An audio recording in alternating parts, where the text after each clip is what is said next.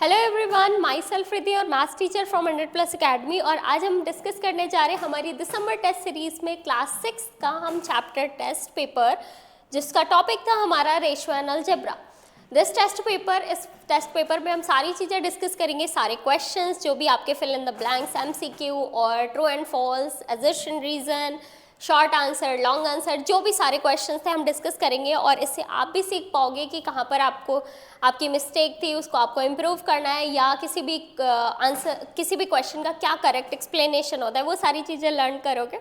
अगर आपको सीखना है अच्छे से और एग्जाम में फुल स्कोर करना है आपको सेम टॉपिक्स पे, सेम चैप्टर पे, तो जल्दी से फटाफट से कॉपी पेन लेके बैठ जाओ और पूरे फोकस होके आपको ये वीडियो देखना है एंड तक, ठीक है।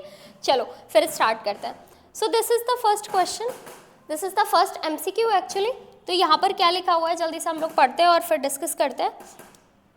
क्वेश्चन में आपको गिवन है यहाँ पर N algebraic expression using the numbers 2 and 7, 2 numerals 2, 7 and the variable x such a way that only 2 arithmetic operations are used। तो अब यहाँ पर देखो 2 arithmetic operations are used।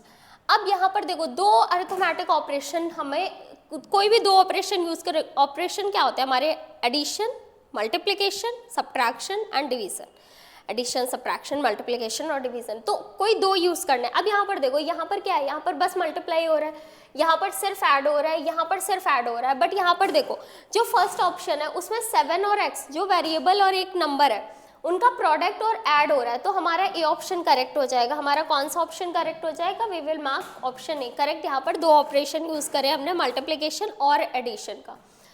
12 less than 10 times of x, तो 10 times of x से 12 क्या है, 12 कम है, तो हमारा कौन सा ऑप्शन करेक्ट हो जाएगा, किससे कम है 12, 10 टाइम्स ऑफ x से, तो 10x माइनस 12, यानी बी ऑप्शन हमारा करेक्ट है बेटा। द रेशियो लेसर दैन 7/15, यहाँ पर हमें बताना है कि 7/15 जो रेशियो है हमारे पास, 7:15, वो किससे कम है। तो अब यहाँ पर देखो इसका इक्विवेलेंट फ्रैक्शन आपको ढूंढना पड़ेगा। तो कौन सा ऑप्शन आपको यहाँ पर दिख रहा है, जल्दी से बताओ। 20/10, 20/35 ये होगा, और फिर द रेशियो जो इससे कम है ये होगा, करेक्ट होगा। जल्दी से बताओ क्या सी ऑप्शन करेक्ट होगा, फटाफट से बताइए क्या डी ऑप्शन करेक्ट होगा। तो यहाँ पर आप देखो, जब भी आपको ऐसी चीजें पता करनी हो तो एक तो होता है कि आप इस तरीके से लिख लो और फिर आप दूसरे साइड दूसरा रेशियो लिख लो, फिर आपको पता है ना कि वो क्रॉस मल्टीप्लाई करके आप देख लो जो भी होगा। तो लाइक हम डी ऑप्शन अगर चेक करते हैं तो यहाँ पर देखो, यहाँ पर डी ऑप्शन, यहाँ पर देखिए आप, तो अगर मैं बात करूँ तो ये इधर आ गया 49, ये आ गया आपका 15, तो ये वाला कौन सा, ये इससे कम है, तो हमारे पास ऑप्शन कौन सा हो जाएगा, हमारे पास डी ऑप्शन करेक्ट हो जाएगा। हमारा कौन सा ऑप्शन करेक्ट हो जाएगा, हमारा डी ऑप्शन करेक्ट हो जाएगा। The zero of the 2x + 3, बच्चे बोल रहे थे मैम जीरो का मतलब क्या होगा, जीरो का मतलब कुछ नहीं है बेटा, जीरो का मतलब है आपको इसकी वैल्यू फाइंड आउट करनी है। बेसिकली x की वैल्यू, वो x की वैल्यू जो यहाँ पुट करने से आंसर 0 हो जाएगा। तो अब आपको इसको सॉल्व करना है बेटा, इक्वल्स टू 0 करके अगर मैं सॉल्व करूंगी तो 3 उधर जाएगा तो क्या हो जाएगा, एडिशन में, सब्ट्रैक्शन में हो जाएगा। ये 2 मिस्टर मल्टीप्लाई में है, दूसरे साइड ट्रांसपोज करोगे तो क्या हो जाएगा, -3/2, क्योंकि डिवाइड में आ जाएगा। तो ऑप्शन कौन सा करेक्ट होगा, ये आपका सी ऑप्शन करेक्ट हो जाएगा। तो इसका 0 क्या होगा, 0 मतलब the value of x, the value of your variable, जो वहाँ पर वेरिएबल मेंशन है।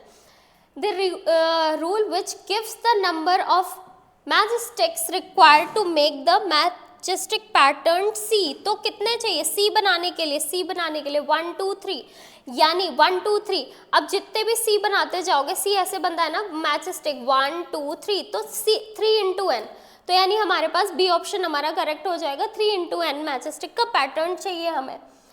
अब यहाँ पर हम बात करते हैं नेक्स्ट, हमारा ये हमारा फिल इन द ब्लैंक्स है। In an algebraic expression letter which are use to represent the numbers and do not have fix variable are called variables. Variables numbers की वैल्यूज को लाइक यहाँ पर जो बोला है ना उन्होंने, use to represent the numbers, numbers को रिप्रेजेंट करते पर उनका खुद कोई फिक्स वैल्यू नहीं होती जब तक कि हम कोई फाइंड आउट नहीं कर लेते वैल्यू। फिर यहाँ पर बोला है 4m - 3n, अगर मैं m की जगह पे 9 पुट करूँ और -3 × 6 लिखूँ तो यहाँ पर 36 हो जाएगा यहाँ पर, और माइनस हमारे पास 18 होगा, तो ऑप्शन क्या हो जाएगा हमारे पास 18 करेक्ट जब आप माइनस करोगे। A quantity which can take various value called variables, quantity that takes values is called a variable, same, different, single, different, ठीक है। ये तीनों देखो 1 2 3 ये सेम बट डिफरेंट टाइप के क्वेश्चन है, बट इनका लॉजिक सेम ही है। The variables used in 2p, अब यहाँ पर कौन सा वेरिएबल यूज हो रहा है, the unknown value means p, यहाँ पर वेरिएबल क्या है, p एक वेरिएबल है, so this is the answer. अब यहाँ पर हम बात करते हैं true and false, the ratio can be equals to 1, yes 5:5 can be equals to 1, तो ये स्टेटमेंट ट्रू है। 45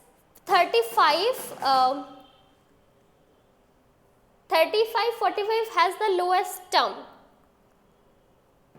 ये कुछ मिसिंग सा नहीं लग रहा आपको,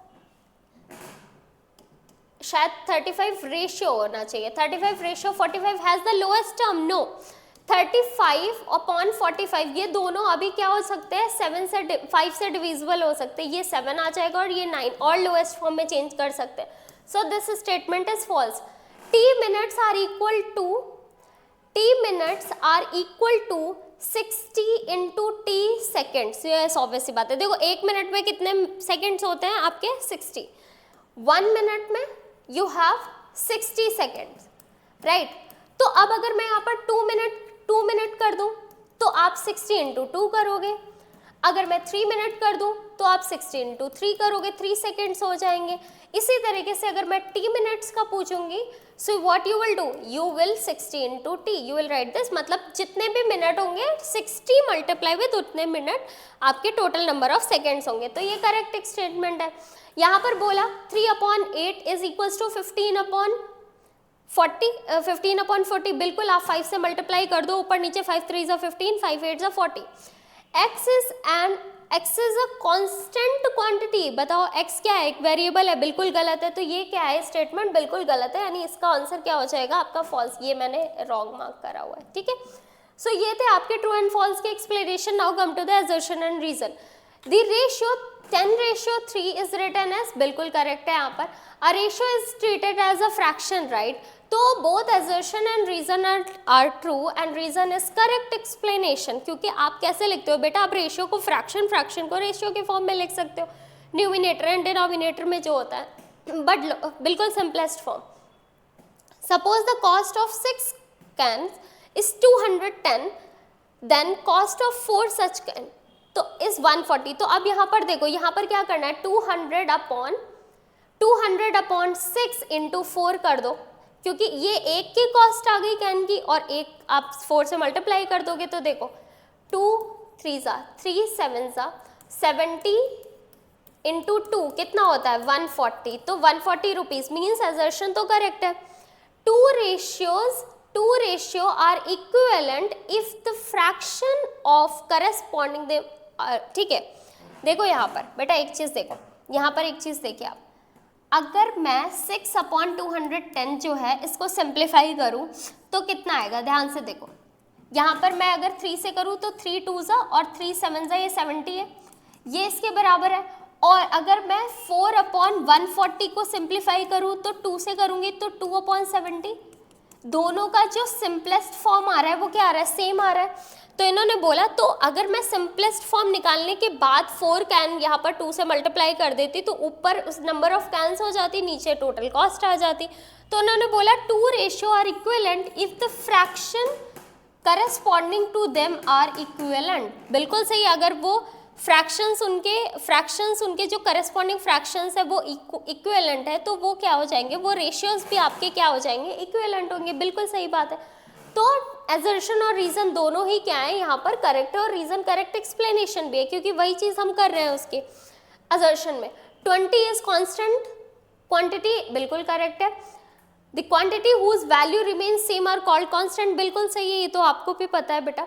एंड फिर इसके बाद अगर मैं बात करती हूँ क्वेश्चन नंबर 19 का, the pattern to form W through the matchstick 4x। अब देखो कितनी स्टेक्स, 1 2 3 4, तो जितने नंबर ऑफ इंक्रीज करते जाओगे, जितने नंबर ऑफ इंक्रीज करते जाओगे और जितने W उतने आपको मैच स्टिक की रिक्वायर्ड होगी।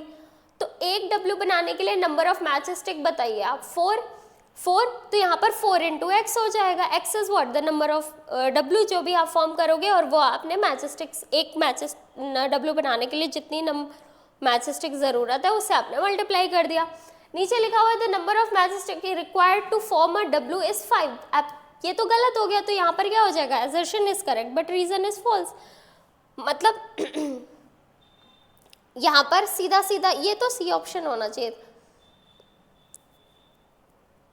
ये इस 5 नहीं होता है, 4 ही है, ठीक है। तो यहाँ पर अगर मैं बात करूँ तो ये वाला नहीं, सीधा डी ऑप्शन होना चाहिए, इसका डी ऑप्शन होना चाहिए कि असर्शन आपका ट्रू है, assertion is true but reason is false, ठीक है।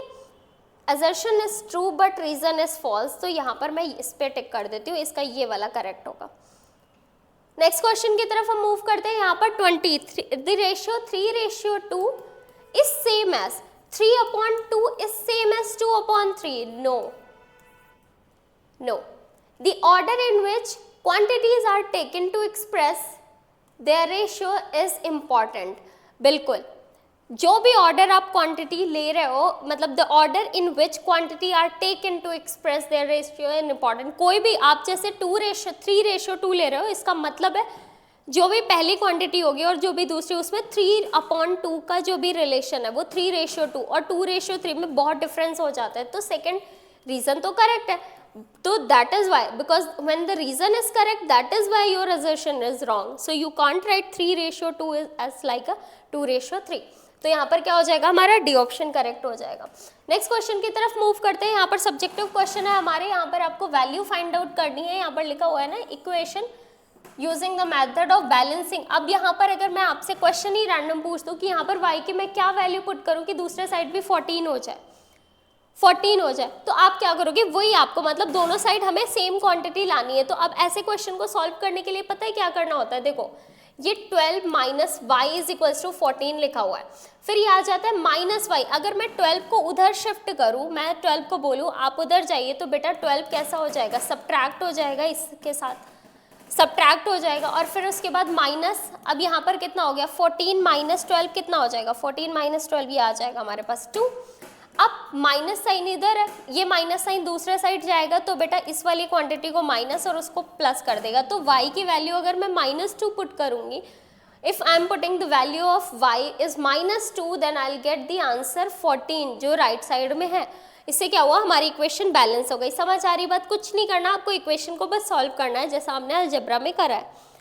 नेक्स्ट क्वेश्चन की तरफ हम मूव करते हैं। अ bag contains 1 rupee, 2 rupee and 3 rupee coin. If coins are in the ratio 1 to 5, the total money is 1590, then number of each. तो हम यहाँ पर let कर देते हैं, let the common factor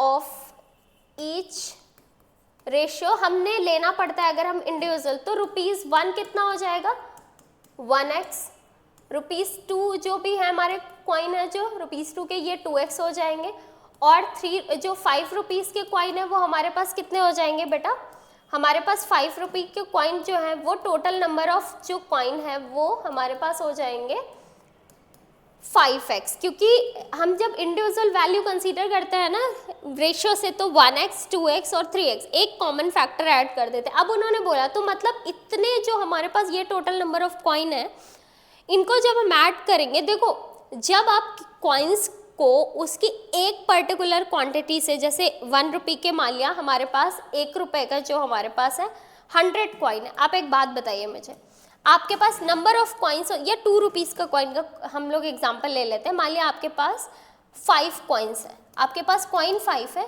पर एक कॉइन की जो वैल्यू है, जो प्राइस है वो क्या है 2 रुपीज़, ₹2। तो अगर मैं आपसे अमाउंट पूछूंगी तो अमाउंट कितना हो जाएगा, आप क्या करोगे, 5 कॉइन है आपके पास, एक की कॉस्ट 2 रुपीज़ है, तो ऐसे ही 5 कॉइन को ऐड मल्टीप्लाई करोगे, क्या करोगे, सीधा आप 2 × 5 कर दोगे ना, मतलब number of coin multiply with each coin की जो कॉस्ट है, वैल्यू है, उसको आप मल्टीप्लाई करोगे तो आपके पास टोटल अमाउंट आ जाएगा, यानी 10 रुपीज़ है आपके पास टोटल। सो इस तरीके से this is what, this is actually total amount of the 1 rupee, this is total amount of 2 rupee coin, this is the total amount of 5 rupee coin. तो आपको करना क्या है, 1x plus 2x plus 5x is equals to 1590 को add करना है और इसको सिंप्लीफाई कर देना है। You can see here the correct like complete explanation. आपने मल्टीप्लाई करा और आपके पास क्या है, देखो 1x into 1, 2x into 2, 5x into 5। तो अब आपके पास क्या हो जाएगा यहाँ पर, मतलब ये जब आप मल्टीप्लाई करोगे कॉस्ट के साथ, इसको जब आप मल्टीप्लाई करेंगे, ये आपके पास नंबर ऑफ कॉइन्स हो गए। अब आपके पास क्या करना है, जब आपको अमाउंट बताना है कि अमाउंट जो है हमारे पास वो कितना है, तो 1 रुपी का कॉइन का अमाउंट कितना है, और amount of 1 rupee coin will be 1 into 1x. Amount of 2 rupee coin will be 2 into 2x. Amount of 5 rupee coin will be 5 into 5x. जितने नंबर ऑफ कॉइन है, तो ये हो जाएगा 1x, ये हो जाएगा 4x और ये हो जाएगा आपके पास 25x। और बेटा आप इसके बाद देखो 1x, 4x और 25x ऐड करोगे सारे लाइक टर्म को, 25 प्लस 4 29 और फिर x 30 डिवाइड कर दोगे तो आपके पास x की वैल्यू आ गई 53। x की वैल्यू 53 आ गई, तो जहाँ भी 2x मतलब 2 रुपीज़ के जो नंबर ऑफ कॉइन्स है वो 2 इंटू 53 है। इट मीन्स ये देख रहे हो 106, 5x के कितने आ गए 265 और x 1x का कितना हो जाएगा, 1x का जो भी x है हमारे सीधा 53, यानी 1 रुपी के कॉइन हमारे पास 53 है, 2 रुपी के कॉइन हमारे पास 106 हैं और 5 रुपी के कॉइन हमारे पास 265 हैं। बात समझ आ रही है? सो इस तरीके से आपको इस क्वेश्चन को सॉल्व करना था। नेक्स्ट क्वेश्चन आपके पास दे रखा है, Shikha and Arushi are sisters are their ages, ये एज का रेशो दे रखा है, ठीक है। फिर उन्होंने क्या बोला, their parents give them rupees 1400 to share the ratio, जो उन्होंने बोला है रेशो ऑफ देयर एजेस, ठीक है, जितना उनके एज का रेशो उसी रेशो में उनको इस अमाउंट को डिस्ट्रीब्यूट करना है, तो किसको कितना मिलेगा। अब देखो यहाँ पर मैंने आपको बहुत इंपॉर्टेंट चीज़ बताई थी क्लास में, इफ़ यू हैव रिमेंबर, कभी आपको रेशियो से ये निकालना होगी क्वांटिटी हर एक को। तो अगर आपको शिखा की क्वांटिटी सपोज करो निकालनी है, आपको शिखा का अमाउंट निकालना है कि उसको कितना मिला, तो बेटा अगर मैं बात करूँ, देखो वहाँ पे शिखा एंड आरुषि लिखा हुआ है, मतलब दिस रेशियो फॉर शिखा और ये आरुषि का है। आरुषि क्या है 3:4। तो सबसे पहले तो आपको क्या करना है, अब देखो मैंने क्वेश्चन बताया था कि सबसे पहले क्या लिखना है, उस पर्टिकुलर पर्सन का, जो भी पर्सन है या कोई भी चीज़ है, आपको उसका ईच रेशियो, मतलब आपको उस पर्टिकुलर उसका ईच रेशियो लिखना होता है। Ratio upon sum of ratio and into total quantity, जो भी आपको, जिसका भी आपको रेशियो फाइंड आउट करना है। तो शिखा का रेशियो कितना है 3/7 इंटू आपको क्या करना है 1400। इसी तरीके से जब आपको आरुषि का फाइंड आउट करना है तो आपको क्या करना है 4/7 into 1400 and when you will simplify you will get the answer. ये देखो value of ratio of the person, वही चीज, sum of all the term, total amount to be shared, जितना भी आपको डिवाइड करना है। तो 3/3 + 4 1400 इट्स 600, क्योंकि 7 2 = 14 होगा, 200 होगा और 2 × 3 होता है 600। इसी तरीके से 7, तो 600 और 800 के अमाउंट में, 600 और 800 से आपने दोनों में वो 1400 का अमाउंट जो है वो डिस्ट्रीब्यूट कर लिया। और ये किसका, ये किस तरीके से, ये उनकी एजेस पे, एज जितना एज का जो रेशियो था उस हिसाब से आपने डिवाइड कर लिया। यहाँ पर भी सेम क्वेश्चन है बेटा, देखो आपके पास रुपीज़ कितने हैं, रुपीज़ 3450 रुपीज़ जो है वो ABC, ये 3 पर्सन है, कुछ भी है, अमंग ABC के बीच में आपको डिवाइड करना और इनका रेशियो 3/7 होना चाहिए। तो A मिस्टर को क्या मिलेगा 3/3 + 5 + 7 इंटू वॉट 3450। B मिस्टर को क्या मिलने वाला है 5/3 + 5 + 7 into again 3450 and mister C को क्या मिलेगा, यहाँ पर इनका रेशियो 7 है और 3 + 4 + 3 + 5 + 7 इंटू 3450।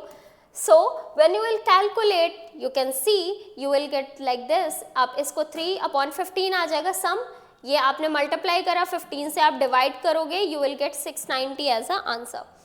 एंड यहाँ पर आप सिंप्लीफाई करोगे, 15 से डिवाइड करोगे 1150 रुपीज़, एंड लास्ट में आप सी का फाइंड आउट करोगे, ये डिवाइड करोगे 1610 रुपीज़ आपको मिल गया। तो अभी आपको पता चल गया कि ए बी सी का जो अमाउंट जो डिवाइड होगा हमारे पास 3450 रुपीज़ को जब हम डिवाइड करेंगे, so mister A will get 690 rupees, mister B 1150, mister C 1610 rupees. समझ आ रही बात? सेम कॉन्सेप्ट आपने यूज़ करा।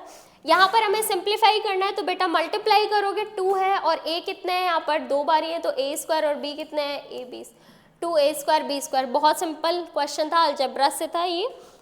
नेक्स्ट क्वेश्चन की तरफ मूव करते हैं। यहाँ पर हमें इवेल्युएट करना है 7x + 21 को, और इन्होंने बोला है कि अगर आप x के प्लेस पे 50 पुट करते हो, x के प्लेस पे 50 पुट करते हो तो 7 × 50, जब कोई साइन नहीं होता तो बेटा मल्टीप्लाई का साइन है, प्लस 21, तो यहाँ पर हमारा कितना हो जाएगा 350 प्लस ये आपका आ गया 21, तो हमारे पास आंसर क्या आ जाएगा 37,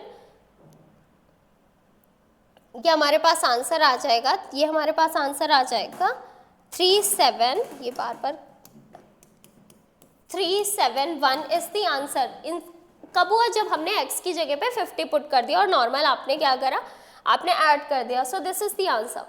अब यहाँ पर क्वेश्चन नंबर यहाँ पर हमारे पास 27 है आपके पेपर का। क्वेश्चन क्या है, I have 26 stamps Meeta and I will divide the stamp in the ratio 8:5, find how many stamps each of us will have. तो टोटल नंबर ऑफ स्टैम्प्स कितने हमारे पास 26, और रेशियो क्या है हमारे पास 8:5 का है। तो बेटा पहले अगर मैं मीता का निकालूंगी तो 8 यही 8 + 5 ईच रेशियो का सम इनटू जितनी हमारे पास टोटल नंबर ऑफ स्टैम्प है। 8/8 + 5 कितना होता है 13 2 होता है 26, आपने करा तो 8 2 16, यानी मीता को 16 मिलेंगे। अब अगर आपको दूसरे का नहीं भी निकालना तो 26 से सीधा माइनस भी कर सकते हो, but if you want to show कि आप पूरा शो करो तो 5/8 + 5 × 26 you will get the same, like same calculation करोगे and you will get the answer 10। तो 26 को आपने कैसे डिवाइड करा 16 और 10 स्टैम्प्स में। क्लियर है, बहुत अच्छे। नेक्स्ट क्वेश्चन है हमारे पास, taking Harjeet's parents age is x years, Harjeet father's is, अब यहाँ पर ध्यान से सुनना, यहाँ पे जो हरजीत है उनकी प्रेजेंट एज जो हमने ली है वो क्या है हमारे पास x है। हरजीत प्रेजेंट एज जो है हमारे पास, प्रेजेंट एज वो हमारे पास x years है बेटा। एंड इसके बाद हमें बोला है उन्होंने कि father's age is 7 years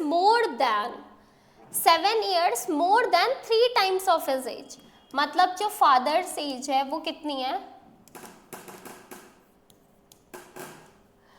father's age कितनी है, फादर्स एज कितनी है उनकी 3 टाइम्स, किसके, उनके सन की एज के 3 टाइम्स, तो 3 times of x plus more than भी है 7, तो ये जो होगा ये क्या होगा, this is the age of his father.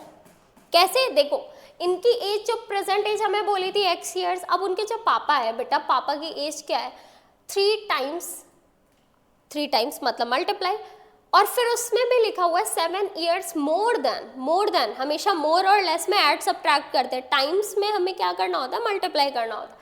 तो 7 years more than 3 times of his son, पहले 3 टाइम्स ऑफ हिज सन करेंगे फिर उसमें हम 7 ऐड करेंगे, तो फादर्स एज कितनी आ गई 3x + 7। क्लियर है, बहुत अच्छा। नेक्स्ट क्वेश्चन की तरफ मूव करते हैं। यहाँ पर आपको बताना है ग्रेटेस्ट रेशियो, तो 1/6 रेशियो 1/6, और हमारे पास दूसरा रेशियो क्या दे रखा है 3/8। अब आपको मैंने बोला था क्रॉस मल्टीप्लाई कर लो, 8 और ये कितना हो जाएगा 24, तो कौन सा ग्रेटर है, यानी हमारे पास ऑप्शन क्या आ जाएगा, ये वाला आंसर करेक्ट हो जाएगा। सिंपल, ये आपको आता है, बहुत बच्चों वाला क्वेश्चन। इसके बाद हमें इसको एक्सप्रेस करना है 108/125 को हमें सिंप्लीफाई करना है। अब मैंने आपको बताया था कि आपको चेक करना है कि न्यूमिनेटर और डिनोमिनेटर इवन है और ऑड।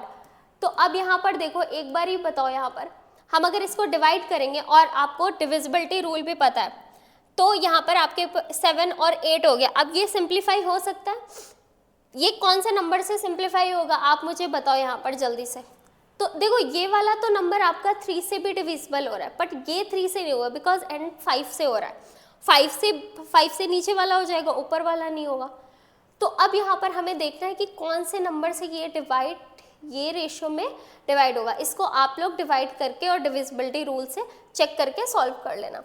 नेक्स्ट क्वेश्चन की तरफ हम मूव करते हैं। यहाँ पर लिखा हुआ है, ठीक है, इस वाले क्वेश्चन में कुछ नहीं करना बेटा, आप चेक करके देखोगे एक बार। आप देखो डिविजिबिलिटी रूल के हिसाब से 3 से ये डिविजिबल है, पर 5 + 2 7, 7 + 8 ये 3 से नहीं है।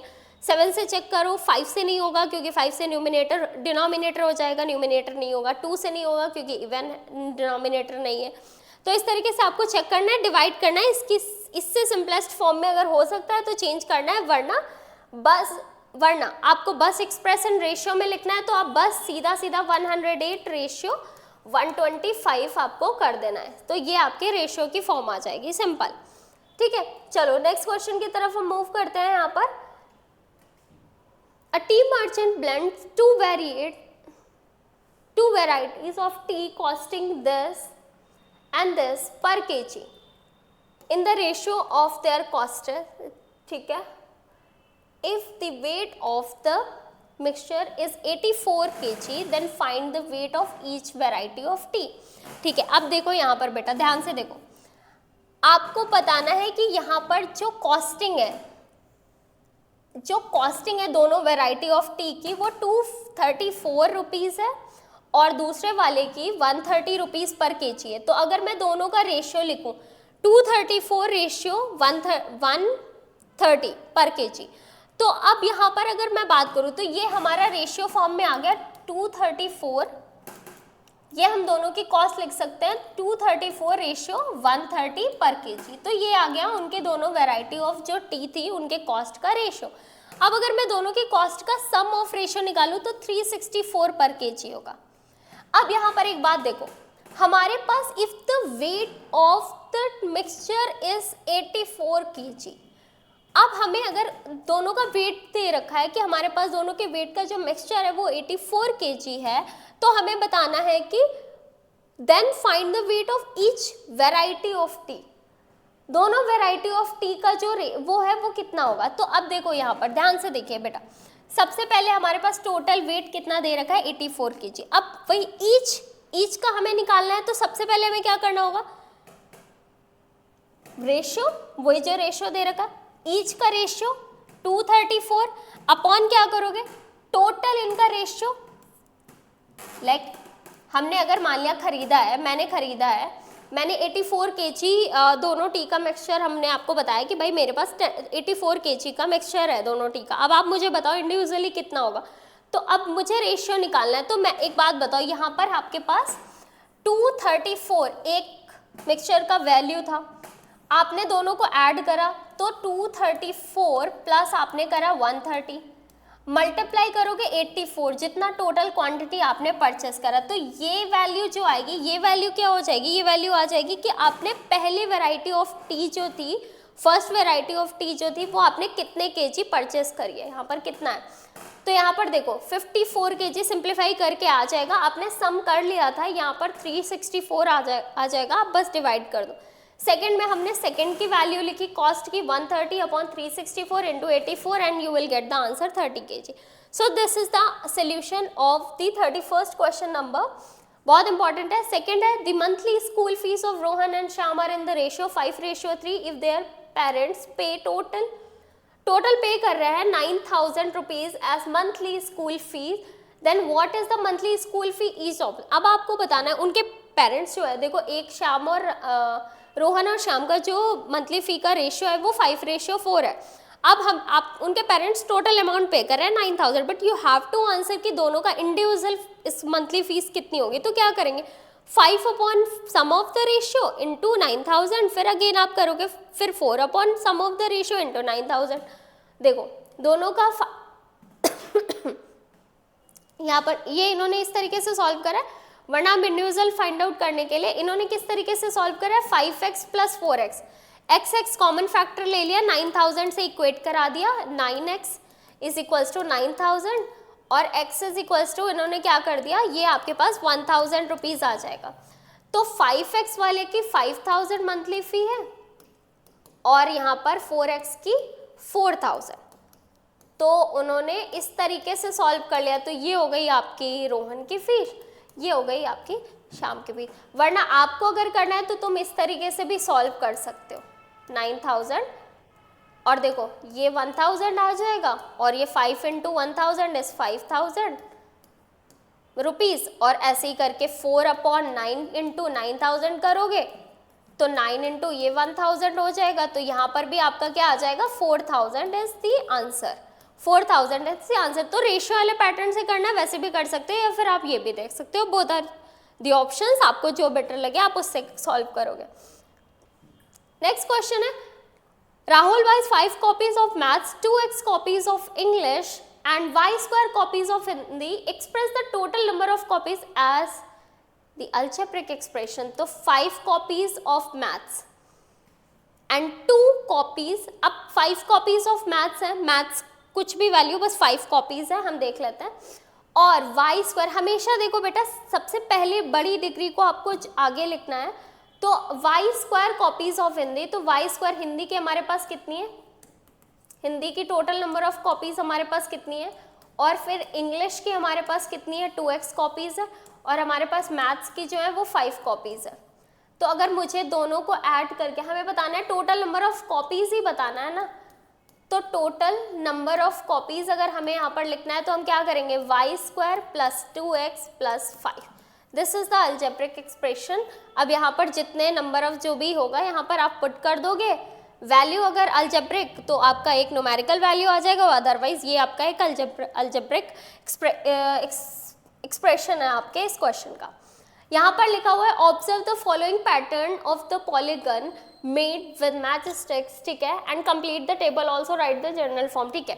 तो आपको ये बताना है कि भाई एक ये देख रहे हो यहाँ पर ये कितने नंबर ऑफ मैथ्स, फिर यहाँ पर आप देख रहे हो, फिर इस तरीके से आगे जैसे नंबर ऑफ ये शेप्स बढ़ रहे हैं आपको बताना है कि एक शेप बनाने में कितने नंबर, देख रहे हो हम अगर काउंट करूँ तो 1 2 3 4 5 मैचस्टिक, मतलब एक पॉलीगन बनाने में आपने 5 नंबर ऑफ मैचस्टिक का यूज़ करा। सेकेंड में 9, थर्ड में आपको फिल करना है ये, और आपको इसी तरीके से बताना है कि इसकी जनरल फॉर्म क्या होगी।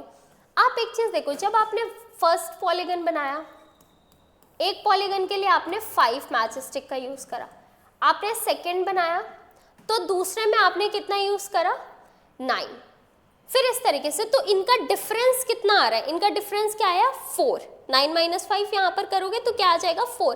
अब इसी तरीके से देखो थर्ड वाले को काउंट करो, 1 2 3 4 5 6 7 8 9 10 11 12 13। तो अब यहाँ पर हमने ये जो यूज़ करा वो कितना आ रहा है, 13।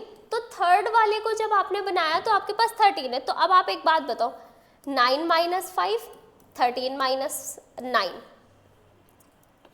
तो यहाँ भी 4 आ रहा है, यहाँ भी 4 आ रहा है, मतलब 4 के डिफरेंस से आगे बढ़ रहे हैं, 4 के डिफरेंस से आगे बढ़ रहे हैं। तो आप चाहो तो यहाँ पे 13 लिख दो, फिर आप इसके बाद क्या करोगे, +4 कर दोगे तो आपके नंबर्स आना शुरू हो जाएंगे आगे। बट अगर इसकी जनरल फॉर्म लिखनी है तो आप एक चीज़ देख पा रहे हो बेटा, यहाँ पर आप एक चीज़ देखो, जो 5 है और जो 9 है, अब यहाँ पर जो इसकी जनरल फॉर्म की अगर मैं बात करूँ तो ध्यान से देखो, 5 इज व्हाट, 4 + 1। अगर मैं आपको इसको ब्रेक करने के लिए बोलूँ तो देखो यहाँ पर क्या लिखा हुआ है, अगर मैं इसको आपको समझाऊँ, देखो ध्यान से, this is what, 4 + 1, this is what, 4 × 2 + 1, this is what, 4 × 3 + 1, और ऐसे ही करके नेक्स्ट आपका जो भी आएगा, नेक्स्ट आपका क्या आएगा, यहाँ पर 17 आएगा, तो वो होता है 4 ×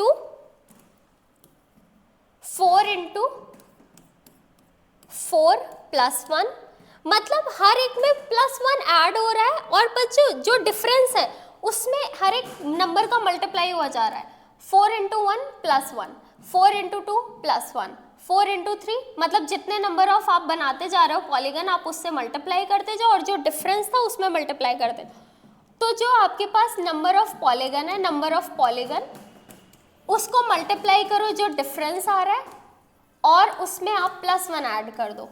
तो ये आपकी एक जनरल फॉर्म बन के आ रही। तो इसी तरीके से अगर हमारे पास n नंबर ऑफ पॉलीगन हुए तो हमारे पास क्या आ जाएगा 4 जो एक ईच का जो डिफरेंस है और जितने नंबर ऑफ पॉलीगन बनाया और +1। This is the general form of this pattern. और बाकी आप इसको फिल कर लो इसी हिसाब से +4 करते जाओ, या फिर यहाँ पर बस आपको n की जगह वैल्यू पुट करनी। n की जगह 4 पॉलीगन पुट करोगे, अगर आप 4 बना रहे हो तो 4 × 4 16 + 1 17 आ जाएगा। इसी तरीके से 4 × 5 करोगे 20 + 1 21 हो जाएगा। ये 4 × 2 41 हो जाएगा। वो आप देख लो, इस हिसाब से आपका क्या हो रहा है, इस हिसाब से आगे आपके जो नंबर्स है वो बढ़ रहे हैं। तो ये आपके पास ये पैटर्न बन रहा है ये मैचस्टिक्स का, ठीक है, आप इस हिसाब से देख सकते हो। तो ये था आपका बेटा लास्ट क्वेश्चन जो हमने इस टेस्ट पेपर का डिस्कस करा। आई होप सारी चीज़ें क्लियर होगी, बहुत ही डिटेल में हमने डिस्कस करा है सारी चीज़ें, आपने बहुत सारी चीज़ें लर्न करी होंगी यहाँ से। सो बस इस वीडियो को आपको मैक्सिमम लोगों तक शेयर करना और साथ में मिलकर डिस्कस करो, साथ में मिलकर आप क्वेश्चन आंसर करो कि कहाँ पे किसका क्या करेक्ट था, कौन सी किसकी क्या मिस्टेक्स थी, ठीक है। जब हम साथ में देखते हैं साथ में सीखते हैं, ठीक है। तो इसी तरीके से और भी बहुत इंपॉर्टेंट वीडियोस होंगे जिनको आपको देखना है, हर एक वीडियो से लर्न करना है, जिससे कि आप जब अपने फाइनल्स में ये सेम क्वेश्चंस करो तो किसी भी तरीके कोई चांस नहीं रहे किसी भी मिस्टेक का, ठीक है। सो आज के लिए इतना ही, see you in the next video, thank you.